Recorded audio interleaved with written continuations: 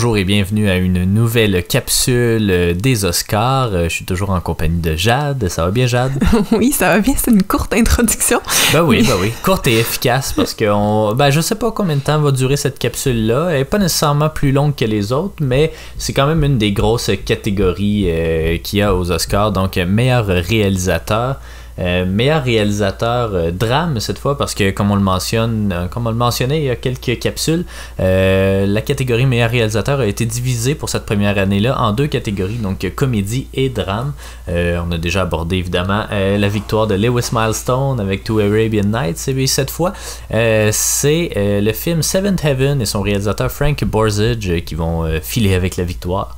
Avant, c'est le même texte que j'avais préparé pour meilleur réalisateur comédie, mais je vais quand même prendre le temps, si c'est votre première capsule, de parler de la catégorie, de ce que c'est être réalisateur au cinéma. Donc l'Oscar en fait est donné annuellement au meilleur réalisateur qui en fait est celui qui contrôle tous les aspects artistiques et dramatiques ou comiques parfois d'un film.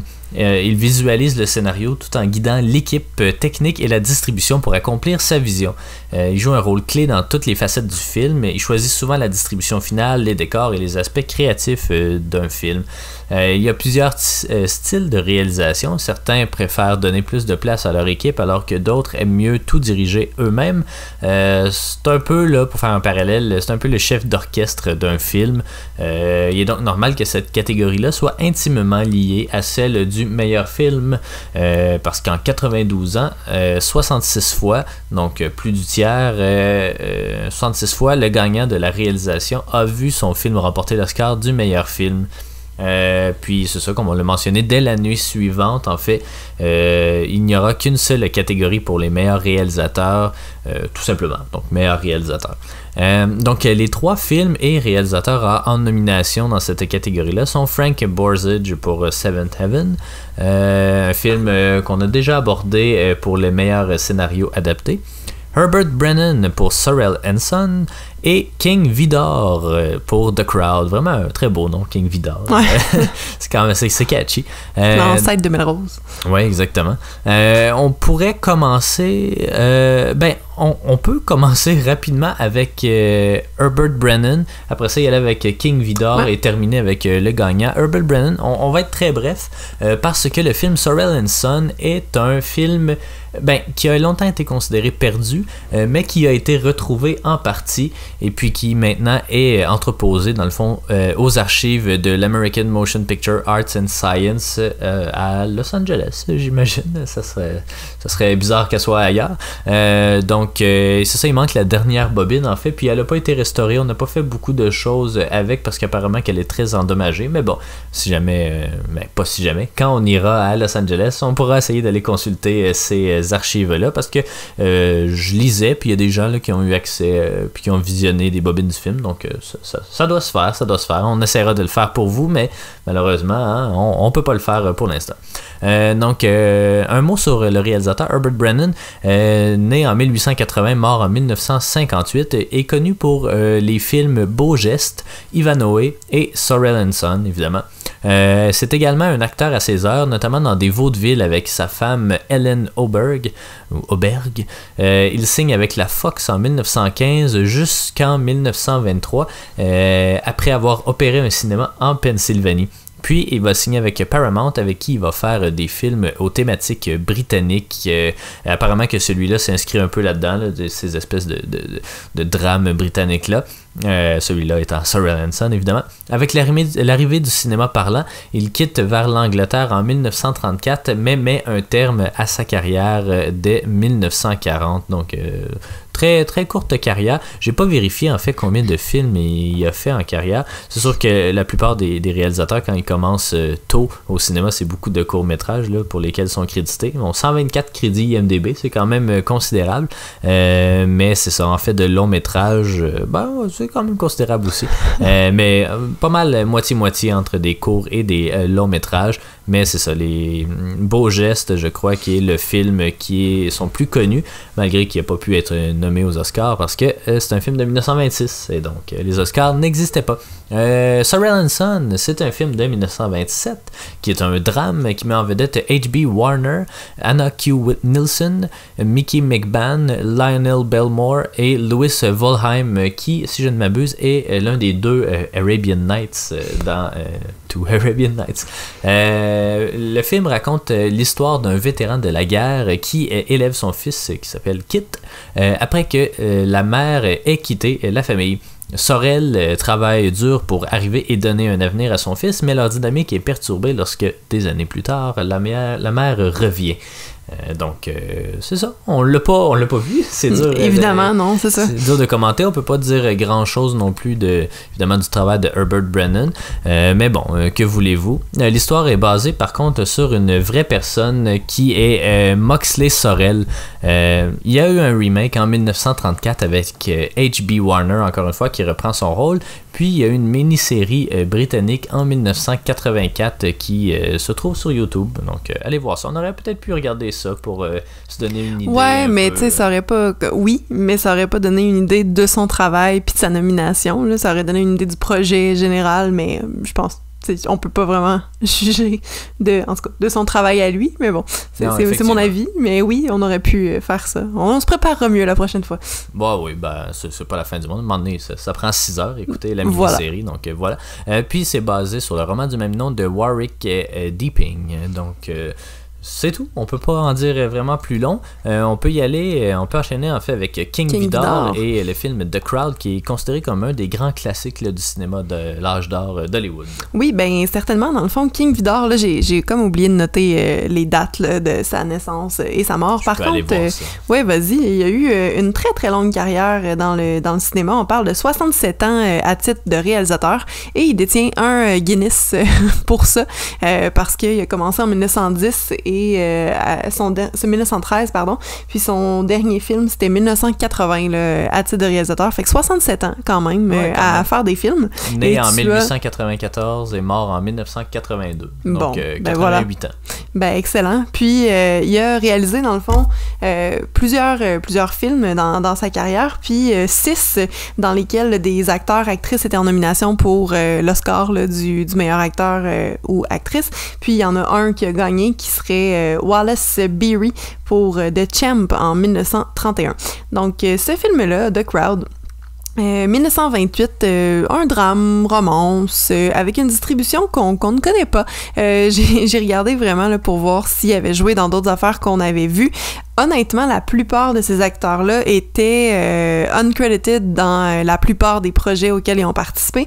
Eleanor Boardman qui joue Mary, qui est un peu, pas le personnage principal, mais la femme du personnage principal, mais on insiste beaucoup sur Mary dans le film.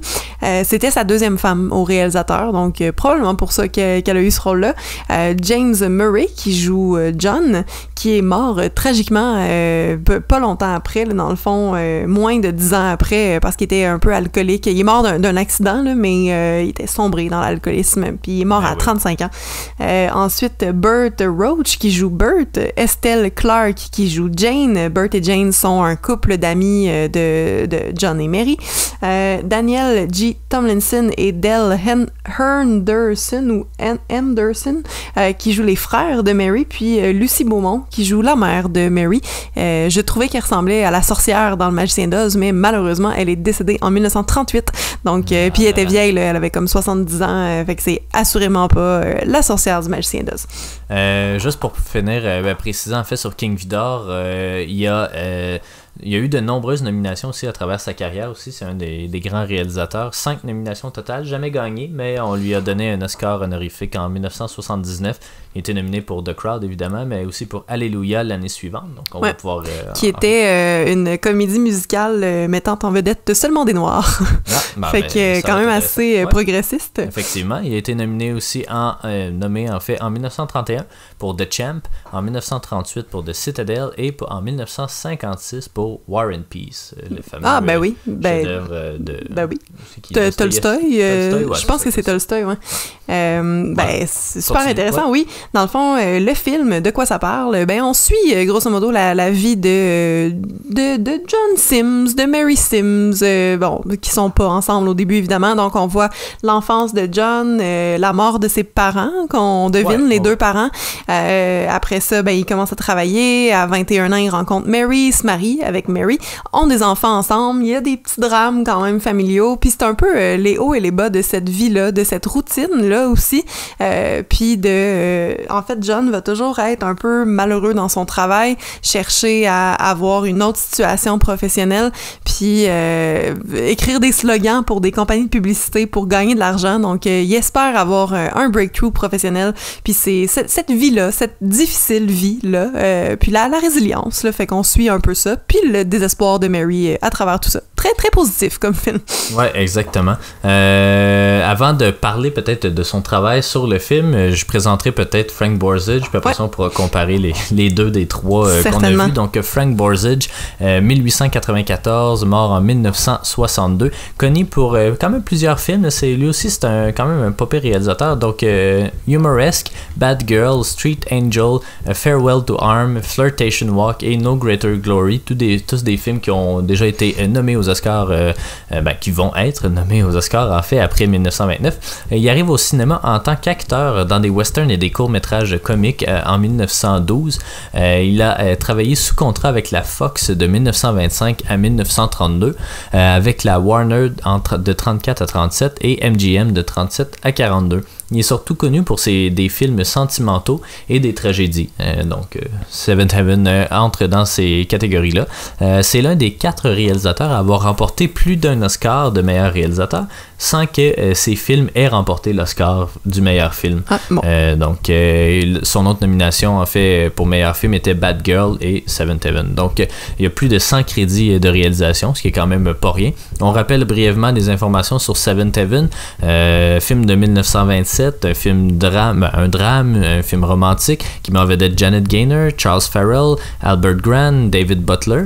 Un résumé bref, là, en fait, c'est raconte l'histoire de Chico qui travaille dans les égouts de Paris. Il rêve de devenir un balayeur, donc de s'élever vraiment. S'élever littéralement. Ben oui, c'est ça, au moins au niveau de la rue. Un jour, il sauve une jeune femme et de sa sœur qui profite d'elle, et les deux font semblant d'être un couple pour conserver l'alibi. Mais ce qui devait arriver arriva, les deux tombent amoureux, mais ils seront séparés par la conscription de la Première Guerre mondiale. Puis on l'avait déjà mentionné aussi, mais ça marque le premier de 10 ou 11 films, je crois, que feront Janet Gaynor et Charles Farrell ensemble, en fait. À titre de couple, ouais, c'est ça. Donc, comparons les deux, parce que c'est Frank Borzage qui l'emporte. Est-ce que tu es d'accord avec ce choix-là? Écoute, c'est tellement difficile à dire. Tu sais, je trouve pas que c'est une catégorie facile à juger.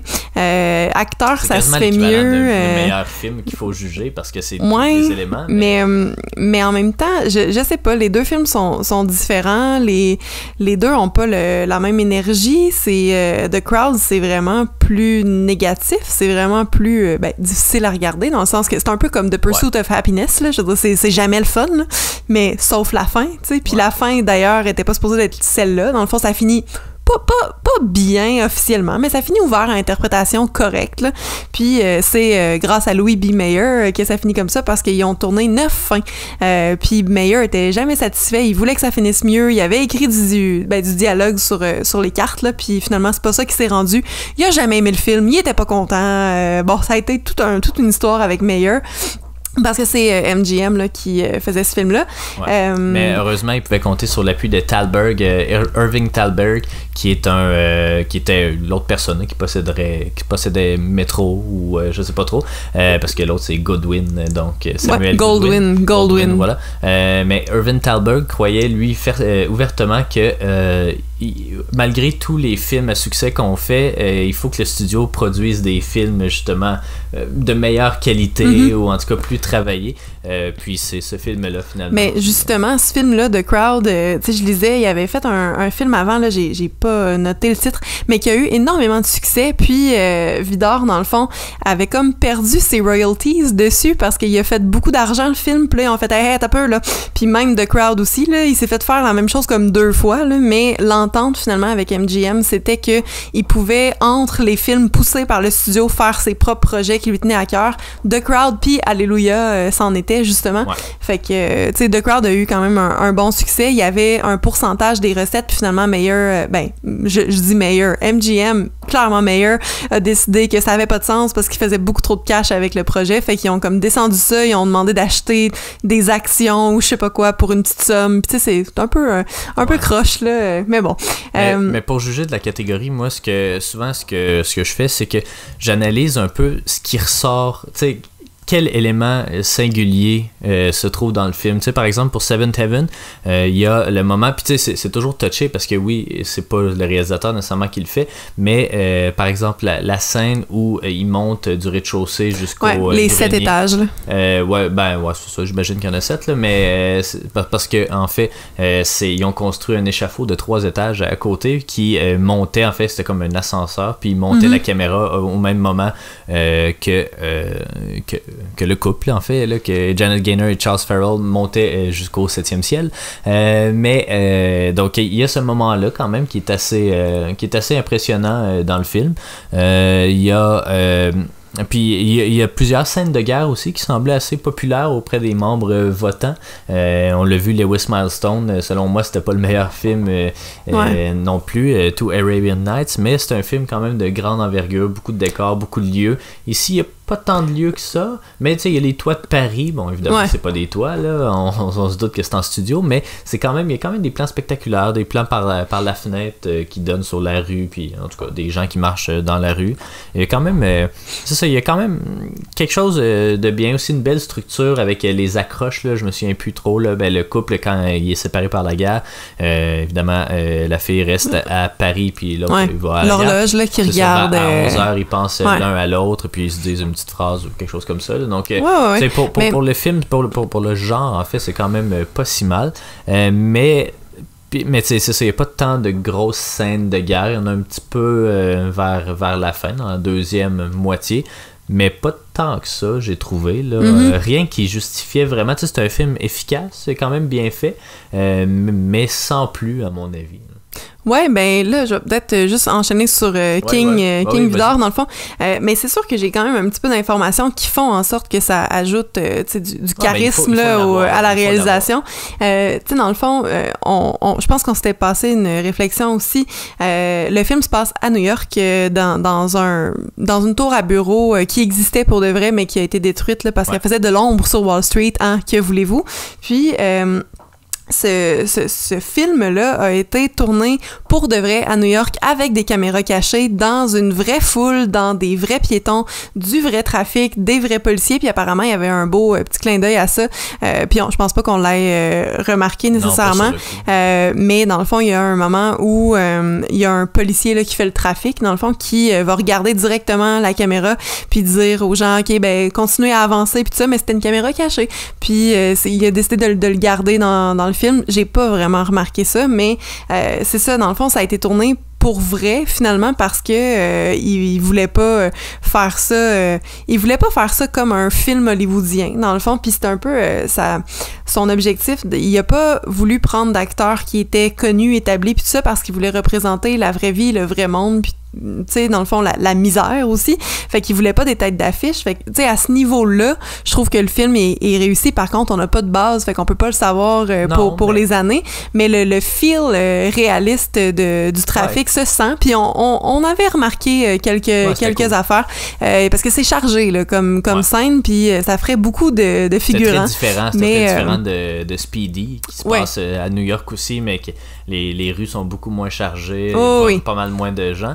Là, on est dans le vrai Times Square et Financial District. Et, en même temps, c'est un film qui s'appelle The Crowd, donc ça serait plate un peu que ça soit pas chargé. Mais bon, c'est une belle métaphore aussi sur l'espèce d'inhumanité en ville, l'espèce de perte d'identité, parce que c'est des gens qui viennent un peu de la campagne, je me souviens plus exactement. Là, mais en fait, c'est The Crowd, l'objectif, c'était de son père, je pense, qui avait dit, tu sais, faut que tu sortes de la masse, faut que tu sois reconnu, puis tout ça, puis que tu sois pas comme les autres. Puis là, à chaque fois dans le film, on parle de The Crowd parce que tout le monde fait la même chose, tout le monde travaille aux mêmes endroits, tout le monde achète les mêmes choses, puis tout ça, puis c'est d'essayer de se dégager de ça. Puis là, il disait, The Crowd va rire avec toi tous les jours, mais te supporter dans ta peine une seule journée, parce qu'il y arrive quand même des événements plutôt tristes dans le film, puis il y a pas de support. Fait que c'est un peu ça. Est-ce qu'on veut faire partie de la masse? Est-ce qu'on veut s'en dégager? C'est difficile d'avoir du succès. C'est dur de trouver sa place aussi. Je trouvais qu'au niveau de la réalisation, parce que j'aimerais ça en parler plus, ou peut-être qu'on s'en gardera pour un meilleur film, mais au niveau de la réalisation, il y avait quand même des plans assez novateurs, tu sais, par exemple, pour faire passer les années. Oui. C'est des dominos qui de 1900 jusqu'à 1912. Il y a des plans où il pense à sa fille qui a été blessée. Puis là, c'est ça, il y a comme dans son front... C'est dans sa tête, là, il revoit l'accident, puis sa fille... Ouais, c'est pas l'accident, mais en tout cas, c'est sa fille qui marchait, me semble. Non, il revoit la voiture aussi, comme 12 fois, là. Mais c'est ça, il y a quand même des plans qu'on voit pas nécessairement beaucoup dans les films de cette époque-là, qui sortent du lot un peu, puis la réalisation, c'est ça, c'est des plans... Chaque plan est quand même assez intéressant. Tu sais, c'est travaillé, malgré que la plupart du film se passe dans un appartement, ou tu sais, que ce soit juste la drama entre couples. Une drama que j'ai trouvé quand même assez novatrice aussi pour l'époque, là. C'est quand même, je veux pas dire féministe, là, mais tu sais, c'est très... ça critique beaucoup le patriarcat, puis comme les hommes qui prennent toutes les décisions dans un couple. Donc... pour l'époque, je crois que c'est novateur. Là. Je m'avance pas trop parce que c'est ça, on a l'impression qu'à l'époque, les films étaient pas progressistes, mais souvent c'est une fausse impression parce que dans les années 40 et 50, il y a eu un gros courant de conservatisme qui est venu cacher des années plus libérales avant. Mais non, tu sais, entre les deux, je sais pas à qui je l'aurais donné. Peut-être à King Vidor parce que je trouve que son film est plus singulier que Seventh Heaven, là, qui est plus une romance typique, là, efficace mais typique. Celui-là, je m'attendais peut-être à un peu plus parce qu'il y a quand même un statut de crowd, mais je m'attendais peut-être un peu plus. Mais j'ai quand même vraiment bien aimé ça, puis ça faisait penser un peu à The Apartment qu'on a écouté il y a pas si longtemps aussi, là, dans les décors, puis la tour à bureau et tout. Donc, mais il me semble que ça me faisait penser à quelque chose quand on l'a regardé. J'ai peut-être nommé des films références, ou c'était peut-être dans The Apartment aussi, mais c'est un film qui est pas hyper positif. Moi, j'étais un peu le meilleur là-dedans, là. J'aurais voulu que ça soit plus le fun, que ça soit plus hollywoodien, justement, plus pas manichéen parce qu'il y a pas de vilain dans le film, mais que ça finisse bien, que ça soit le fun, qu'il y ait pas trop de drame pis ça. Mais bon, c'est pas ça qu'on a. Par contre, c'est bien fait. C'est sûr que Seventh Heaven, c'est pas un film qui m'a jeté à terre non plus, donc mais c'est un peu... tu l'as apprécié quand on l'a écouté, mais tu t'en souviens pas. Mais c'est ça, c'est le souvenir d'après qui compte. Puis, tu sais ça, dans le fond, tu sais, j'ai de la misère à me prononcer sur cette catégorie-là. C'est dur pour moi de dire là, qu'est-ce qui aurait dû gagner ou pas. Les deux ont des très bons côtés, puis des moins réussis, mais ça fait comme partie de tout ça, là. Ben oui. Donc voilà, c'est ce qui complète notre tour d'horizon de la catégorie meilleur réalisateur drame. Donc merci d'avoir été des nôtres, puis on se retrouve pour une autre capsule sur les Oscars.